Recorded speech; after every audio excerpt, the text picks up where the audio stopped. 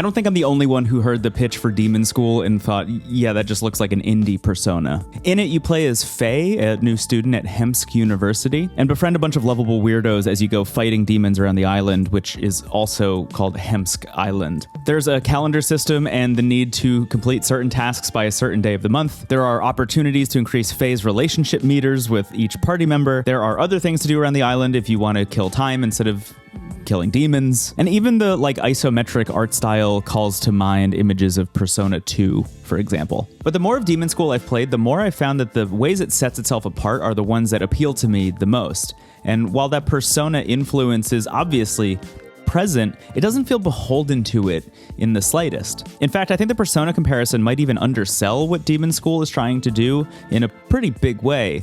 Persona is about trying to manage your life, and Demonschool is about enjoying it. Let's start with the calendar system because it's been a staple of the Persona franchise since the third one, and largely, in my opinion, serves to stress you out. Yes, in the loading screens of Persona 5, it says take your time and the little thing is flipping around.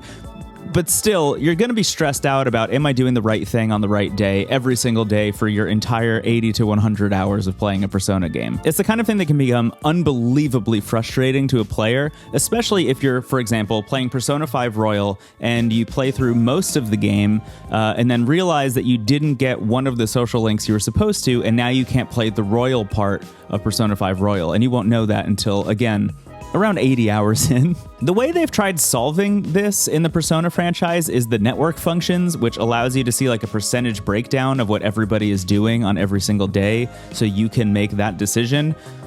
But doesn't that just kind of remove the point entirely? The idea of playing a Persona game 2 times, once making all of the choices that you would naturally make and getting whatever ending you get and seeing whatever you see, and then playing it again and min-maxing and using, a guide on GameFAQs or using the network functions, that doesn't seem plausible to a lot of people unless you're taking a 5 to 10 year break between those playthroughs realistically. And to me personally, I see the inclusion of the network functions as kind of an admission that there is a little bit of a problem here in terms of how they're gating content in the Persona games, because just seeing the network functions breakdown does kind of remove the choice for a lot of players. If you're seeing something every single day in-game and being told that is the thing that you should be doing, then you're probably going to do it, realistically. I wouldn't say it rubs me the wrong way, because I understand what they're doing with the calendar system, and I understand that you're not supposed to see everything, and you're technically not supposed to be min-maxing your life in the Persona game, and yet it kind of feels like you have to. This is where Demonschool has the biggest swerve possible, and I love it for this, because Demonschool allows you to do every single thing that is available to you on every single day. Every single day you wake up and there's a little cutscene and they'll show you what Faye and the team are up to, and then there's a big list on the map where you can just go down the list of all the locations and it'll tell you every single location that has an activity or a thing that you can do, and you can just go do them before you do the one that is marked as having the main quest. There's a little star that shows you where the main quest is, so you can go through the map and do every single other thing on the map first if you want to. You can go talk to every NPC. You can go throw a coin in the fountain in the town square. You can go pet the dog in the cemetery or wherever the dog happens to be before you go talk to whoever it is that's going to progress the plot. What that means is that there's no fear of missing out in Demonschool. You only need to do as much as you want to. You can do everything if you want to, but you also don't have to. Some of the actions are missable though. There are things like the dog, which will show up around town. You can pet them wherever they show up. But there are some characters who you can talk to once, and if you talk to them that one time, they will launch into combat or a little story thing or whatever, or maybe they'll give you an item. And if you don't talk to them, you don't get that thing. But that's on you, because the option was always there and you can say yes or no to that option. You are the architect of this adventure. The combat is another way that Demonschool really sets itself apart, because Persona is known for having the Shin Megami Tensei style combat, right? It's turn-based, it's tight matchups, fire beats ice, etc., and it's slow and it's methodical, and you need to learn each enemy's typing so you can figure out how to take them out faster next time. Eventually you do kind of get on autopilot, except for the bosses. Obviously the bosses are these kind of big extravagant events. That combat is great. I like it a lot. I've enjoyed every Persona game that I've played. Demonschool is not doing anything even remotely close to that style of combat, which is I think the way that it sets itself apart in the strongest sense. Demonschool's combat is like a grid-based strategy game. You place your characters down on the playing field, and the demons pop up also on the playing field, and all of your characters have different abilities and different ways in which they attack or help your party members. You're given a certain amount of demons that you need to kill in each combat, and you need to figure out how to move your characters around the playing field so they don't die, but they also kill enough demons to be able to seal the battlefield. This usually means like lining up a few demons so you can kill a bunch at once, or the most satisfying thing ever, which is getting them to just like blow up and kill each other. I personally found Demonschool's combat to be extremely challenging when I first started, but I got a lot better at it very quickly, mainly because there's a very helpful undo button. See, when it's your turn in Demonschool's combat, they call it the planning phase, and that means that you can move all your characters around on the playing field, but at any point you can just press the undo button over and over and over again and like undo everything. Nothing actually happens until you've made all your moves, and then you literally press like, okay, complete action. And then you watch as the action plays out. After that, the demons take their turn, and then you go again. It feels like a mix of like Into the Breach and cult classic Radiant Historia. Is Radiant Historia a cult classic even, or is that just like a cult game? It's not even a cult game. Is there a cult for Radiant Historia? Shout out in the comments if you're a Radiant Historia head. Let me know. Also DS or Perfect Chronology on the 3DS. Which one's better? I assume it's the one with more stuff on the 3DS, but maybe I'm wrong. Anyway, including this undo function in the combat means that Demonschool, just like in the Day by Day where they allow you to do everything and poke at all of the edges of the island, they're allowing you to poke at all the edges of the combat. They're allowing you to try things and test them over and over and over again until you get what you feel is the right move for this turn. It does mean that combat is a little bit slower, but again, you do get better at it and combat starts to go faster over time. Also, and I won't really get into the weeds here, but there is like an ability sphere grid thing going on, so your party members are getting more powerful and have like better moves, quote unquote, over time.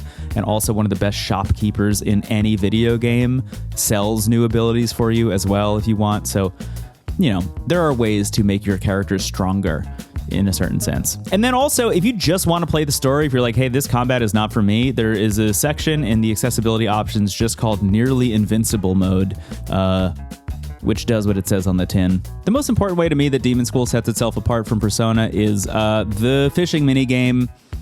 It's the best. It's the best fishing minigame. I am obsessed with it. I can't stop doing it.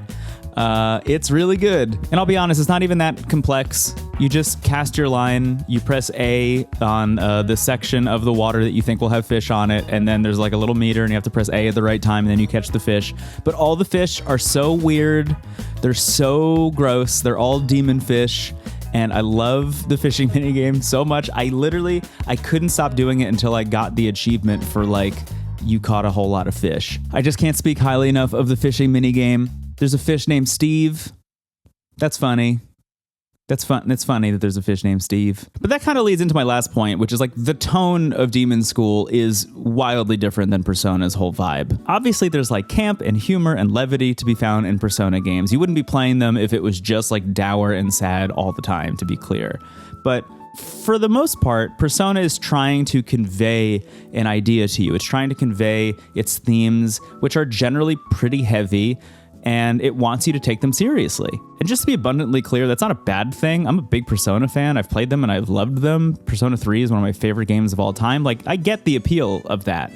But Demonschool is like all bits all the time. Even just like at the beginning of the game when you first meet Faye, you're on this boat going to Hemsk Island, and Faye is like, I'm going to make a friend. Your quest is literally like, go make a friend. And you see this one like kind of goth girl standing by herself. Her name is Namako. And you go talk to her and you're like, I'm a demon hunter and I'm going to hunt demons on this island. The apocalypse is coming soon and I need some friends to help me. Namako's like, you're nuts. See you later. She goes off of the deck of the boat. She's like, I'm going to go like hang out inside the boat and away from you because you're freaking me out. Faye is like way too excited that the apocalypse is coming, and a lot of people really find that off-putting, and that is also very funny. But also, like, every NPC around Hemsk Island is super weird, man. They're so funny, even just like the way they're named, but every line of dialogue is really good. I think there's a version of this game that has like terrible writing and has kind of like a millennial cringe energy to it, and that's not at all the vibe of Demon School. It is like very clever all the time. But even the fact that like the enemy faction in this game is like cartoonish gangsters hanging out all over the island who are like summoning these demons to wreak havoc is generally very funny. That's one of the things that keeps me coming back over and over again. Persona has its calendar system, and I think that loop is very satisfying, but generally speaking, the tone is very, very different here. And once you stop making the Persona comparison in your head, Demon School's whole vibe stops feeling like a swerve and starts feeling like the point. Now, Demon School's Persona DNA is obvious and likely intentional. Like, you don't have something the size of Persona as a franchise exist out in the world and not have a bunch of media inspired by it just kind of pop into existence. But it doesn't take much scratching at the surface to see that the developers at Necrosoft have like a whole different idea of how a game like this can be structured and how they can find ways to inject fun into every inch of this thing without giving up its like horror punk vibe. And that's why I'm enjoying it so much. Anyway, Demon School will be out the week this video comes out. Thank you so much to Necrosoft for sending over code. That was very cool. And thank you to you for watching this video. Also very cool. If you're not subscribed to the channel, maybe consider subscribing to the channel. Like, leave a comment, share it, you know, the whole deal. If you have been here before, thank you for coming back. I appreciate it. And I'll see you in the next one, everybody. Bye.